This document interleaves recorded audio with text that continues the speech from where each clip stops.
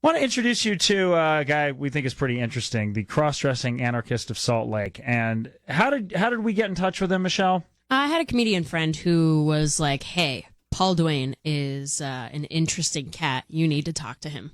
Yeah, and I was like, all right, cool, yeah, I'll look him up. Sure, thanks for the tip. He's a guy that had a radio show on a small talk radio station somewhere in the valley, and he left or they kicked him off or something happened for whatever reason, and we just started chatting with him, and I thought he had some funny stuff to say, and so I was like, just whip like a minute and a half of something up that you want to talk about, and we'll see how it goes. And this is what he is a cross-dresser.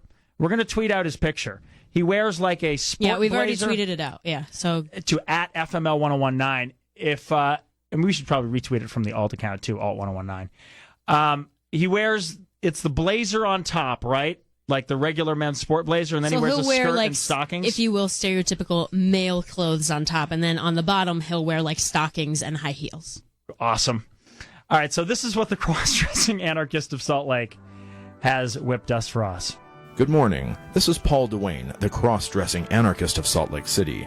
I'd like to share a few tips on how to increase the spirituality of your pets. One of the best ways to improve the behavior of a sentient being is to strike the fear of God into them. You might begin by reading some of the stories from the Bible, such as the flood of Noah. Remind them what happened to all the other animals when God became angry. Remind them it could happen again.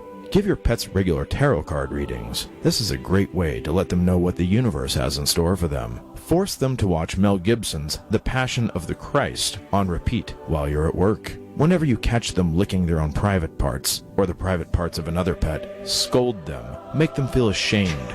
Make sure they understand that this is a special act reserved only for properly married pets. Instead of yelling at them when they get on the table, try bearing your testimony to them. Leading with love is always better. When one of your other pets gets hit by a car, you can comfort your other pets by reassuring them that God needed them in the pet spirit world for a greater purpose. Once you've done that, try baptizing one of your other pets in behalf of the deceased pet. This will reassure your pets that Floofy definitely won't be going to pet hell. If you're a meat eater, for heaven's sakes, stop eating other animals in front of your animals. They'll never respect you. In the words of Gandhi, I'm not a vegetarian because I love animals. I hate plants. There you have it, folks. A few tips on how to increase the spirituality of your pets. Until next time, I'm Paul Duane, cross-dressing anarchist of Salt Lake City. I like him. I think he's weird. I think he's funny.